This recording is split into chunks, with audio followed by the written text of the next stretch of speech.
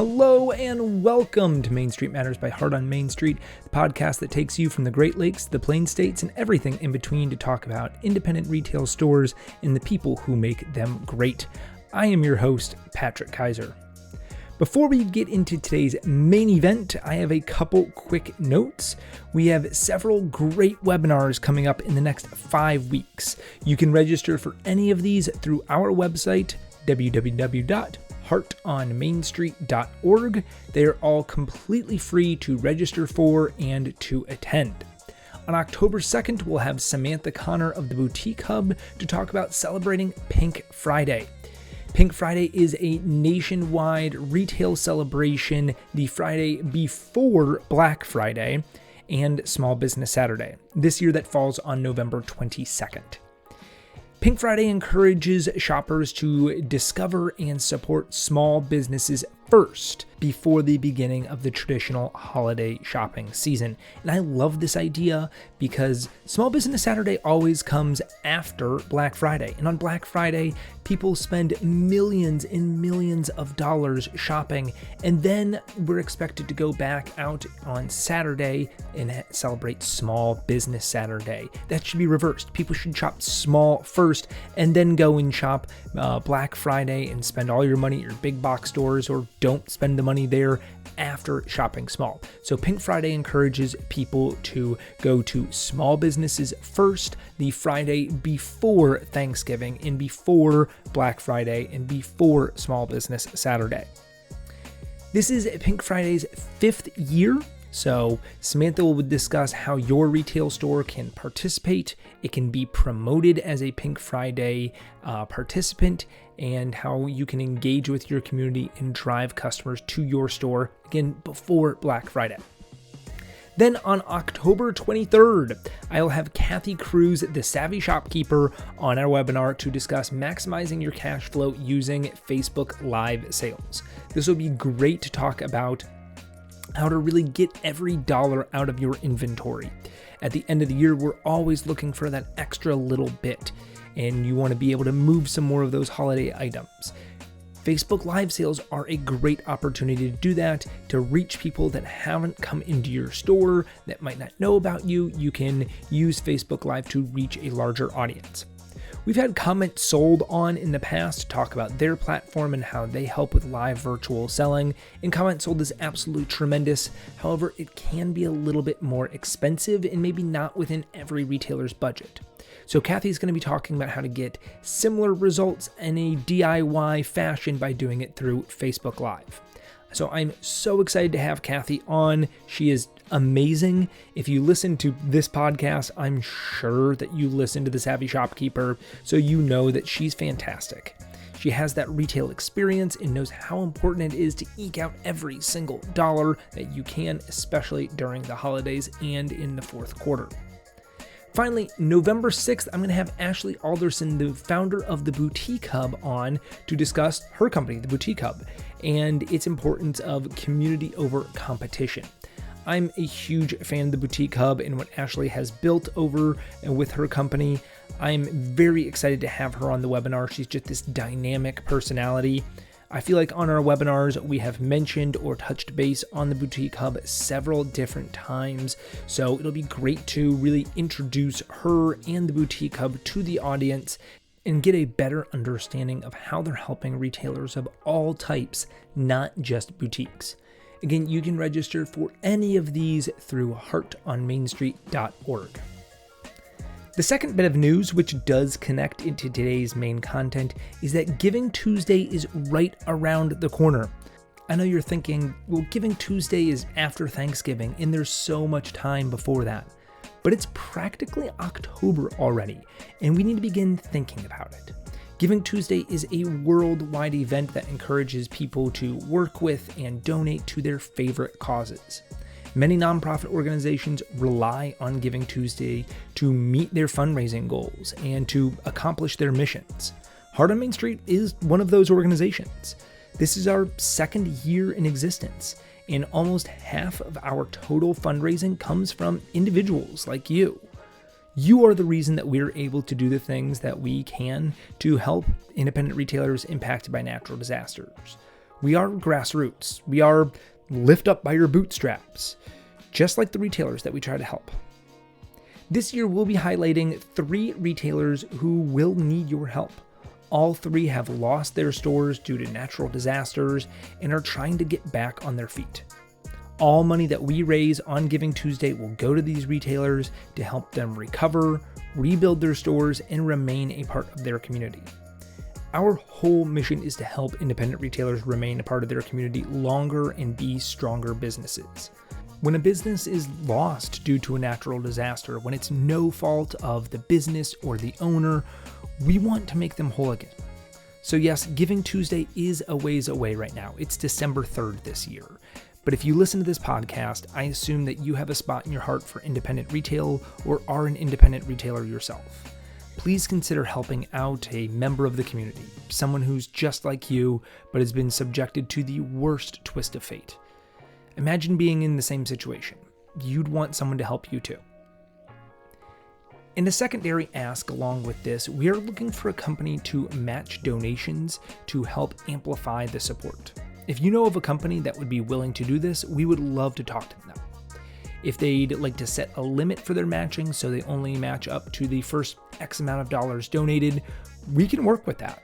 If you have contacts somewhere, or even if you would like to be a matching partner, please reach out to me by emailing contact@heartonmainstreet.org. Thank you for your consideration and all the support that you already provide Heart on Main Street. So let's roll into today's main topic. We're out on the road again talking about a Main Street Monday visit. And this, my friends, is a twofer because back in July, we visited 2 cities in one day for very different reasons, and we'll cover them both today. And what's that? It's a brand new state, gonna treat you great, gonna give you barley, carrots, and potatoes, spinach, and tomatoes, where the wind comes sweeping down the plain, where the wheat can sure smell sweet, where the wind comes right behind the rain. I'm so sorry, I'm so cheesy. If you're a fan of Rodgers and Hammerstein, you probably guessed it, we're headed to Oklahoma. Oklahoma is a beautiful and fascinating place. It is easy from the outside to not appreciate the area. People often think of the vast stretches of plains and seemingly nothingness when they think of Oklahoma. Having lived in Texas for long stretches of my life, there is undoubtedly some lampooning of the state based on these characteristics. Even throughout American history, we have not valued this land. This was the destination of Andrew Jackson's Trail of Tears, where he forcibly removed Native American tribes from their homes in Florida and Georgia. It was believed that this was worthless land. But if you spend any time in the state, you understand how underrated and pretty it is. The signature red dirt of the land is unlike anything else. And yes, there are plains, but there's also canyons, buttes, mountains, and other geographic landforms that completely buck the stereotype of the flat nothingness. And then there's the Native American heritage in the area. There's a lot of heartache to the history that I will not delve into because, for one, I'm not qualified to discuss it in a manner that would really shed a light on all of the intricacies, and 2, because I want to eventually focus on the towns and the retailers that we visited there. This is a podcast about entrepreneurship and not history, after all. However, almost 40 active Native American tribes still exist within the state today, and their presence is felt everywhere. I venture into this topic because it is part of our story today. Both towns that we visited, Sulphur and Ada, are located in the Chickasaw Nation. Heck, Sulphur is home to the Chickasaw Cultural Center in the Chickasaw National Recreational Area, and the Chickasaw are incredibly culturally, politically, and economically active in the community. You cannot talk about what's going on or the progress in the area without talking about the Chickasaw influence. They are the largest landowners, the most prominent builders, the most generous donors. So with that in mind, let's talk about Sulphur, Oklahoma. My trip to Sulphur was not really a Main Street Monday. It occurred on a Monday, and I visited the Main Street area, but it was a trip to make a donation. As I've said, our donations really are towards retailers that have been affected by natural disasters. And in April of this year, downtown Sulphur was devastated by a tornado. The tornado literally sat on top of the downtown strip of businesses and destroyed everything. It was heartbreaking to view. When I visit these towns that have been affected by natural disasters, the trips are tough for me. Because while I'm there to do good and help a business recover, I am always seeing the destruction of people's businesses and their livelihoods. And I understand that my saying that it's hard for me as someone who gets to leave the area seems shallow, but going into an area that has been so much destruction is not a fun trip. It's heartbreaking. I spend a lot of time in perfectly intact towns, but in the back of my mind, I think about these other downtowns that have been torn apart and that they looked just like this too before they didn't. Downtown Sulphur was beautiful, and you can tell this from the bones that remained. It was a historic downtown. There were buildings in the downtown area that were older than the whole state of Oklahoma, which is a fun aspect of some historic downtowns they don't really talk about enough. You often think of statehood coinciding with the development of residency within the area, but many territories have to have a significant population before being admitted as states. So you do have things like this, where anything built before 1907 is older than the state of Oklahoma, and much of downtown Sulphur was built before then, built in the 1860s and 1870s and 1880s. There were beautiful buildings, mosaic floors, and fun architectural elements, all of which now are strewn about the streets. Downtown Sulphur was so historic that it was listed on the National Register of Historic Places until the tornado, which is another kick in the pants that I didn't really expect. With the destruction of the historic downtown, the recognition of it being a historic place was removed. One thing I heard in Sulphur, and have heard essentially everywhere that I've gone following a natural disaster, is that the residents didn't think it would happen in their town. Whether it was because they were protected by a lake or a river or hills or whatever the reason, there is often this impression that it won't happen in our town because we're protected by something. After hearing this too many times, I have to say this is dangerous thinking built upon folklore and wishes. While there might be some credence to the idea that the hills block some wind, or that a piece of land will cause waves to break before reaching you, if the storm is strong enough, the wind doesn't care about your hills, your river, or your lake. It doesn't matter that you've never had something like this before. If the storm is powerful enough, no obstacle stands in its way to change its direction. No one is immune. We are living in a time of incredible weather changes and different things going on that humans have never seen before. So just because in the 150 years that the town has been there, they have never seen something like this, doesn't mean it can't happen. While in Sulphur, I heard heart-wrenching stories, like one about an immigrant man who came to Sulphur, started working there, worked hard enough to start his own business, built that business into a success, so successful that he was able to buy the bank within town. It's a true American story of hard work and perseverance, this classic American story. He built something for himself and for his family in the town of Sulphur. A few months after buying that bank, the tornado destroyed it. It was gut-wrenching to hear that. You root for these people. You want to see the success. You want them to have that success and sustained success. And then something completely out of their hands causes it all to go away. Christy Morris, the owner of the Mix Mercantile to whom we made our donation, told me about how she helplessly watched the security camera footage on her phone as the tornado arrived. She began to get notifications of movement and turned it on to see windows breaking. She saw displays and fixtures that she had been working on just hours before topple over. Chairs from her restaurant go flying through the air and smash against the walls. Products being picked up and tossed all around. Slowly, but oh so quickly, The exterior walls were torn away and debris whipped around her business.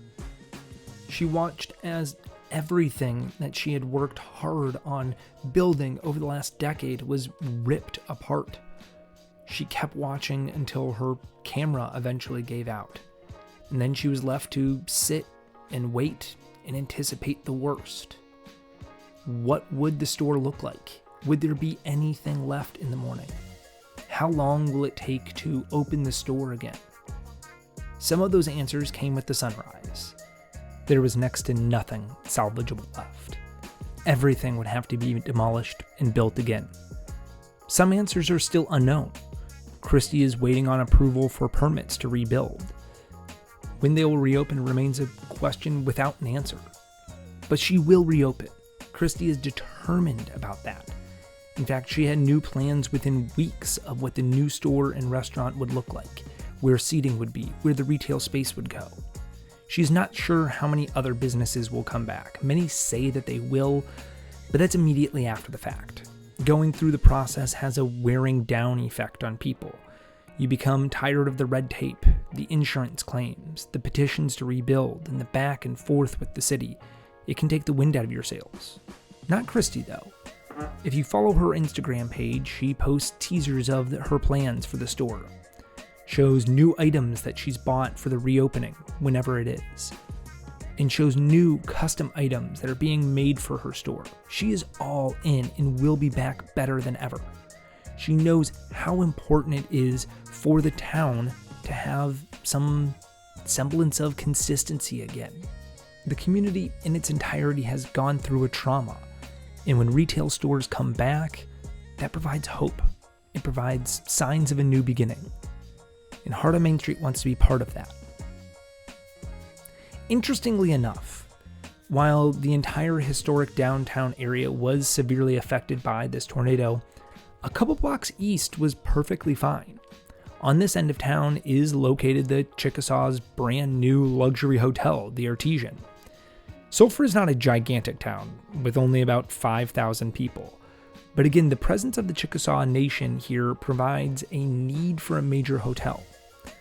While it may seem ironic that those with the most capital within the town suffered the least amount of damage, this might be a source of good luck for the town of Sulphur. With the Artesian still in glamorous condition, the Chickasaw can hold conferences in Sulphur. They can bring people into the area for tourism. They've already committed to helping rebuild downtown Sulphur, and this helps them do that. Following the trip to Sulphur, we wanted to do an official Main Street Monday from Oklahoma as well. By we, I'm also talking about my marketing and social media manager, Melissa Hopkins, who is always behind the scenes but has never traveled for a Main Street Monday before this trip. We chose the town of Ada, Oklahoma for our excursion. Amongst the rolling hills and red dirt of Oklahoma, the town of Ada is known as a town of great opportunity. Despite having a population of less than 17,000, Ada is home to the progressive Chickasaw Nation and supports a four-year university, environmental laboratories, and a thriving retail and commercial business. You may have also heard of Ada as the home of country music star Blake Shelton. Over the last several years, there has been a great focus on renovating the downtown area of Ada by adding new sidewalks and refurbishing facades of the historic buildings. This has reinvigorated the downtown and made Ada a great shopping destination. There are beautiful brick buildings all along Main Street, brick-lined sidewalks, and several storefronts have these fantastic setups where the front door is recessed probably about 15 feet from the sidewalk, which create these corridors lined on both sides by window displays. It was like walking down a runway to enter the store. They're incredible. My mind ran absolutely wild with all the fantastic things a retailer could do with these window displays. The first store that we visited was M Street Decor, which is a home furnishing, home accessories, and decor store. Beautiful brick walls on one side and white wooden paneling on the other made the space feel very homey. The backdrop made everything in the store really pop. They had an intense focus on visual merchandising, their decor pieces in a way that made you envision them in your home. Everything was perfectly placed, from the living room style seating display, to the kitchen table ready for a meal to be served, to the drink cart, to the lounging chairs. There are touches of florals and garlands all around the store that made you want to stay in this warm, cozy, welcoming environment. One thing I was most impressed by was a small map they had in the very back. The map was littered with pins, which is what caught my eye. The owner said that their online business was really doing well, and every pin represented a place that they had sent orders to so far this year. Almost every state had a pin in it, and many were covered in them. She said that the team loved placing in the pins, especially in new states, and that it really motivates them to do more and build their online shop. I know many retailers struggle with the upkeep of an online store and think it's maybe just for larger stores or those that have the extra staff to accommodate the business. But M Street Decor has found a way to really make it work for them and thrive because of it. The next store we visited was Ever Boutique. Ever is one of the shops that had the amazing window displays, and they really took full advantage of it. They utilized a floral display of branded colors as their backdrop and showcased apparel items in front of that. It was a fun and inviting experience into the store. And as I've said before, the store experience starts outside. That is your customer's first interaction point with you, with your store, and your brand. They have the incredible benefit of having these large windows, but always think about how you can make the outside of your store more attractive and more attention-grabbing. Inside the store, we found a bright and colorful boutique filled with women's apparel, candles, jewelry, and fashion accessories. Ever also has a decent amount of floor space dedicated to something that I've been seeing a lot more in stores recently, a trucker hat bar. Customers are invited to come in, pick out a trucker hat of their choice of color, and then make it their own with iron-on patches and lettering. This is a trend among Gen Z shoppers, but it really gives me early 2000s nostalgia. As they say, fashion trends are cyclical, and what was old will be new again. We arrived in town a week or so after the 4th of July, so it was a transition time for many retailers, and none more so than fashion retailers. Early July, mid-July is a very interesting time because while it's still in the dead of summer, there are no more major summer holidays after the 4th of July. So many stores start to transition to back to school and fall themes even in July. There are a lot of your everyday items and even things like pickleball or golf apparel, but you begin to see the color palette move towards your fall colors very quickly. One business that has definitely benefited from the revitalization of the downtown is Serendipity on Main. This mother and daughter owned gift and apparel boutique has called Ada home since 2013. They have been through a lot in the 10 plus years of business, but the downtown revitalization has been a major boon. They don't have the luxury of having one of the gigantic window displays, and they're a little further down the street than what I would consider to be the heart of downtown. So before the facelift and more business openings in the area, Serendipity was in a less trafficked area, even though it was still on the main strip of commercial properties. The new growth of business has brought them into the fold and really allowed their business to grow. Serendipity on Main is an extremely well-rounded gift store, from workwear to casual clothing, from bath and body products to children's toys. Whether you're shopping for yourself, your little one, or somebody else, Serendipity on Main had a little bit of everything, just as a great gift store should. Their transition in seasons was really highlighted by bringing in football themes to represent the two major college programs in Oklahoma, the Oklahoma State Cowboys and the University of Oklahoma Sooners. They had a terrific cross-merchandise table full of all sorts of things that were either in Sooner burgundy or cowboy orange. Some of them were licensed items, but others were just in the kind of general team colors. And by having it arranged in this way, you knew it was representing the team. This was a great example of providing an opportunity to sell to your customers based on how they want to shop and create add-ons along the way. Someone might want to come in and grab a new cute sweater to represent their team for the football season. But because of the way that this table is displayed, they might also decide they would like a bracelet to go along with the sweater, and a headband too. And well, I like to have a drink while watching the game, so maybe I'll get a tumbler that has the logo on it also. And since we're going to be having people over to our house to watch it, wouldn't it be cute if we had one of these team-branded soaps in our bathroom? Had things been more traditionally merchandised with everything in its like categories all throughout the store, what might have been the sale of a sweater turns into the sale of multiple different items purely based on the concept of looking at how a shopper wants to buy things and they putting them together so they can buy them all at once. It was a blistering hot day in Oklahoma, but we accomplished so much. We met with many retailers. We learned a lot about the area. Since our visit, retailers in Oklahoma have sustained more damage from tornadoes, so we will be back to help communities heal as soon as we can. I hope you enjoyed this episode as much as I enjoyed bringing it to you. Stay safe, shop small, and I'll see you all next week. This episode was written, produced, researched, and edited by me, Patrick Kaiser. For more information about Heart on Main Street, you can check out our website, heartonmainstreet.org.